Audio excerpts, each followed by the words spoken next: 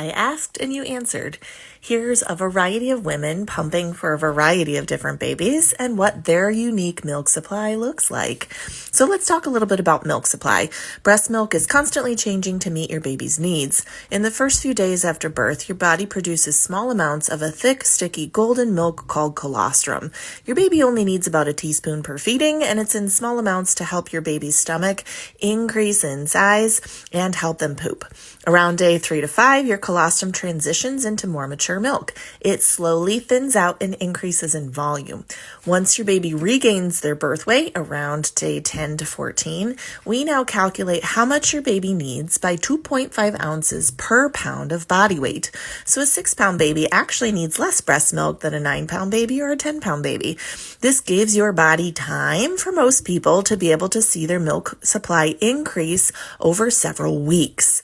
By about 4 to 6 weeks, a full milk supply is typically established, which is 25 to 30 ounces or 750 to 900 milliliters in 24 hours. This is really cool because your body doesn't need to be making gallons of milk a day. It needs to peak at about 25 to 30. Now, some babies can take as little as 22 or as much as 32 ounces in 24 hours based on growth spurts and developmental leaps. Sickness and illness can all make changes in how much they take, but most breastfed babies average 25 ounces in 24 hours. How much milk your baby takes at each feeding is dependent on how often they feed.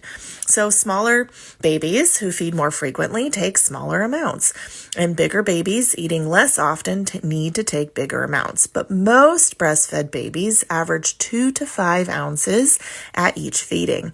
Now, for the first couple weeks, your body knows it has a young baby going through growth spurts and actually makes extra milk. Your baby will only take about 65 to 80% of what's in that breast at any given feeding, but a breast pump doesn't discriminate. So you may actually pump more than what your baby needs.